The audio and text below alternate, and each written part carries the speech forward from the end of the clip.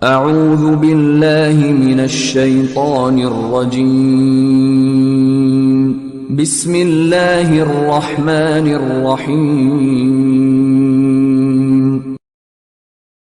اس video میں ہم محسن انسانیت کے بارے میں بات کریں گے۔ اگر آپ اس چینل پر نئے ہیں تو اسلام کے ہسٹوریکل ویڈیوز دیکھنے کے لیے ہمارے چینل کو سبسکرائب کریں اور ویڈیو کو آخر تک لازمی دکھائیں۔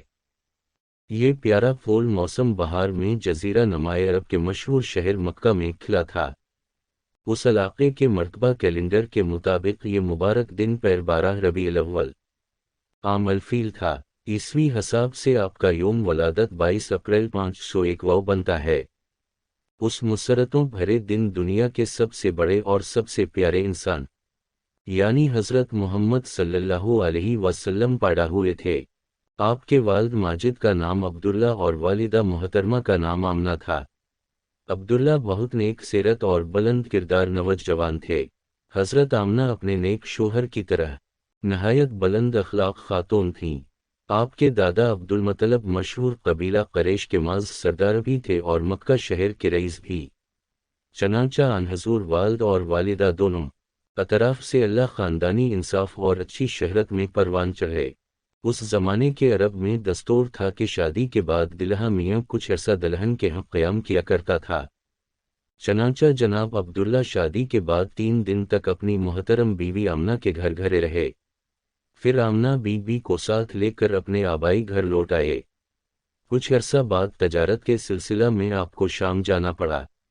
واپسی پر چند ماہ سفر میں رہنے کے بعد آپ گھر لوٹتے ہوئے مدینہ ٹھہرے تو بیمار پڑ گئے۔ یہ علامت جان لیوا ثابت ہوئی اور آپ انتقال فرما گئے۔ آپ کو مدینہ ہی میں دفن کر دیا گیا۔ آپ کی وفات کی خبر گھر پہنچی تو آپ کے گھر کہرام مچ گیا۔ اپنے جوان سال رفیق حیات کی بے وقت موت کے صدمہ سے حضرت آمنہ رنج و غم میں ڈوب گئیں۔ سردار عبد المطلب بھی نوجوان بیٹے کی ناگہانی موت سے بے حد پریشان ہوئے۔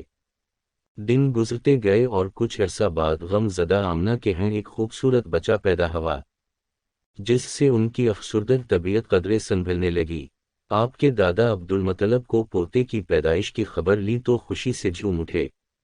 سب کام کاج چھوڑ کر اپنی بیواہوں کے گھر پہنچے نومولود کو سینے لگایا اور اسے چوستے چاٹتے خانہ کے میں جا داخل ہوئے۔ اللہ تعالی کا شکر ادا کیا اور آپ کے لیے دعائیں مانگیں۔ پھر واپس لوٹے اور بچے کو آرام سے حضرت آمنہ کی گود میں ڈال دیا۔ کافی سوچ بچار کے بعد آپ نے پوتے کا نام محمد رکھا۔ اس خوبصورت عربی لفظ کا مطلب ہے قابل تعریف۔ عرب میں اس قسم کے ناموں کا رواج نہ تھا مگر آپ کو یہی نام پسند آیا۔ ولادت سعید کے 7ویں روز سردار عبد المطلب نے ایک نفیس اونٹ ذبح کیا اور قبیلہ قریش کے تمام لوگوں کو اپنے ہاں ضیافت پر مدعو کیا۔ کھانے کے بعد مہانوں نے پوچھا کہ آپ نے نومولود کا نام آبا و اجداد کے ناموں پر رکھنے کی بجائے ایک قدرے غیر مانوس سے نام کا انتخاب کیوں کیا ہے؟ آپ نے جواب دیا، میری خواہش ہے کہ یہ بچہ خدا اور بندوں کے نزدیک آسمان اور زمین پر تحسین و آفرین کا اہل ثابت ہو۔ امیر گھرانوں کا دستور تھا کہ جب ان کے نوزائیدہ بچے 8 دن کے ہو جاتے تو وہ انہیں دودھ پلانے والی ایسی مخصوص عورتوں کے حوالے کر دیا کرتے تو صحراؤں میں رہتی تھیں۔ ان عورتوں کو فندایا گری میں خاص مہارت ہوتی تھی۔ وہ شریفہ شہر کے ان شیر خوار بچوں کو اپنے ساتھ صحرا کی کھلی فضا میں سے باتیں اور وہیں ان کی تربیت اور پرورش میں مصروف ہو جائیں۔ ان خدمات کا انہیں باضابطہ معاوضہ ملتا۔ بچوں کی پرورش کرنے والی صحرانور عورتیں اکثر مکہ میں آتی جاتی رہتیں اور اپنی پسند کے شیر خوار بچوں کی تلاش میں رہتیں۔ جب ایسے بچے ذرا سیانے ہو جاتے تو انہیں ان کے والدین کو لوٹا کر اپنی محنت کا معقول معاوضہ وصول کر لیتے۔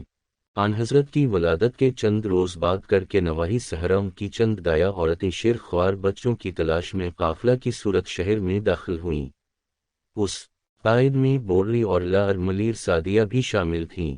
اتفاق سے قافلے کی سب عورتوں کو کوئی نہ کوئی شیر خوار بچہ مل گیا، مگر فیت و ناتواں علیمہ کی گود خالی رہی۔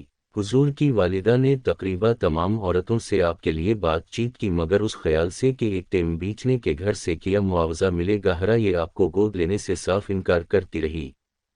جب حضرت آمنہ نے بی بی حلیمہ کو اس کام کے لیے آمادہ کرنے کی کوشش کی تو اس کے دل میں خیال آیا کہ وہ ایک یتیم بچے کو لے کر کیا کرے گی۔ اس کی بے سہارا والدہ پرورش کی محنت کا معقول معادیہ کیسے ادا کر سکے گی؟ انڈرسکور پناہ پر باقی دلوں کی طرح اس نے بھی نہ تھے محمد کو گود میں لینے سے معذوری ظاہر کر دی۔ اتنے میں دائیں عورتوں کا قافلہ صحرا کی جانب واپس لوٹنے لگا تو ملیر کو کوئی کام نہ ملنے سے فکر دامن گیر ہوئی، وہ سخت شش و پنج میں پڑ گئی۔ اس نے اپنے خاوند ہارس سے صلاح مشورہ شروع کیا۔ اس کا خیال تھا کہ خالی ہاتھ گھر لوٹنے سے بہتر ہے کہ اس یتیم بچے ہی کو ساتھ لے لیا جائے جسے گود لینے کو کوئی بھی راضی نہ ہوتا تھا۔ ہارس کو بھی یہ بات پسند آ گئی۔ وہ بولا، ہاں یہ ٹھیک ہے، کیا عجب کہ ہمارے لیے اسی میں بہتری ہو۔ چنانچہ حلیمہ نے بالآخر حضرت آمنہ کی تجویز قبول کر لی اور حضور کو گود میں لے لیا۔ جب وہ اپنے صحرائی گاؤں لوٹنے کے لیے تیار ہو گئے تو ملیر نے اپنی مریل گدھی پر سوار ہو کر ننھے محمد کو گود میں بٹھا لیا اور باقی قافلے کے ساتھ شامل ہو گئیں۔ قدرت خدا مریل گدھی جو آتی دفعہ بار بار سب سے پیچھے رہ جاتی تھی اور سب کی پریشانی کا باعث بنی ہوئی تھی، اس بار آگے آگے بھاگنے لگی، یہاں تک کہ قافلے کی باقی عورتیں بار بار چلاتی، ارے حلیمہ ذرا دھیرے دھیرے چل، یہ وہ مریل گدھی تو دکھائی نہیں دیتی جس پر سوار ہو کر تو ہمارے ساتھ گھر سے نکلی تھی۔ جب حلیمہ انہیں کہتی کہ یہ تو وہی گدھی ہے تو کسی کو لیتی نہیں آتا تھا۔ سہرانی خیمہ پہنچ گئیں۔ شام کے قریب بی بی حلیمہ نے منہ کو خوشی خوشی اٹھائے اپنے صحرائی گاؤں پہنچ گئے۔